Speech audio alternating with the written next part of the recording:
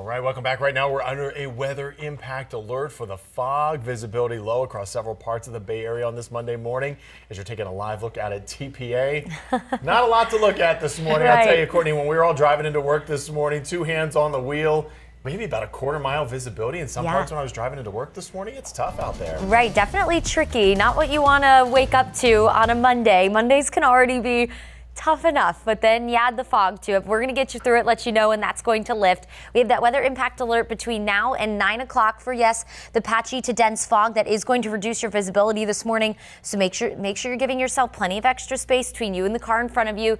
Give yourself some extra time. Don't run late this morning. This isn't the morning to do so, although I know sometimes that's easier said than done on a Monday. Here's a look at that dense fog advisory. So it extends all the way from the Nature Coast all the way down south to Bradenton, Sarasota, so Manatee and Sarasota counties, and into parts of Hardee and Highlands County. We also have a coastal fog advisory that extends offshore 20 nautical miles, and that's for visibility that could be below 1 nautical mile. So not a good morning to be out doing any boating either. This afternoon looks much better, but this morning that reduced visibility can definitely be dangerous out on the water, and it is going to cause a tricky morning commute. Take a look at the visibility right now. We are seeing a little bit of improvement, especially inland, but closer to the water, which is typical. We are seeing more dense fog down to only a half a mile of visibility in Clearwater, 1 mile in Tampa, a quarter mile of visibility in Brooksville and Crystal River. Citrus County is pretty much engulfed in dense fog right now, and that is impacting our major interstates. I-75, I-4. If you're coming in from Lakeland right now, only half a mile of visibility there, and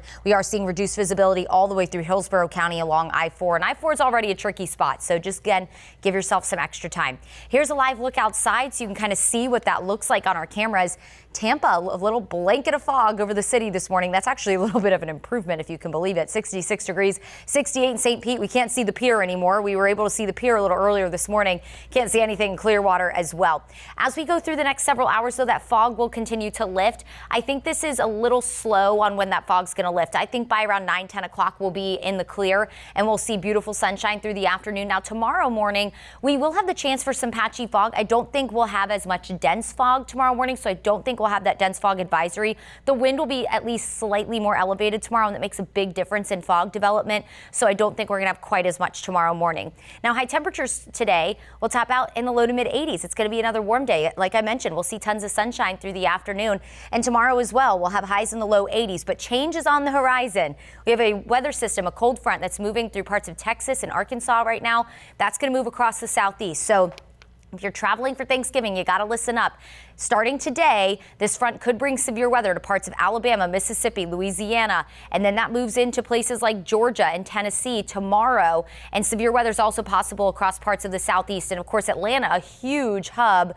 That's where a lot of your connecting flights are. And it's going to be impacted by multiple rounds of storms tomorrow. A very busy travel day. So you got to be watching those flights, especially if you're flying into Hartsfield Jackson. That front will move into our area going into Wednesday. Maybe bring us a stray shower, and some of those showers could continue into Thursday as the actual front moves in. I think we'll have just enough moisture for a few showers, but look at this.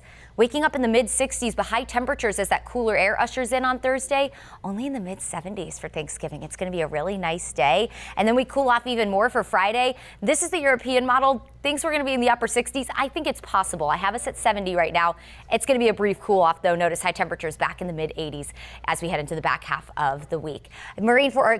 As we go into the start of the following week. Here's a look at that marine forecast. Once the fog lifts, great day to be out on the water. Light chop on the bay, seas at about a foot. 7-day shows, warm weather through midweek before the nice cool down. A lot of us will wake up in the 40s on Friday with highs only near 70. We'll be back near 80 degrees by Sunday. All right, now it's time for a check of the roadways. Sarah Rosario's got you covered.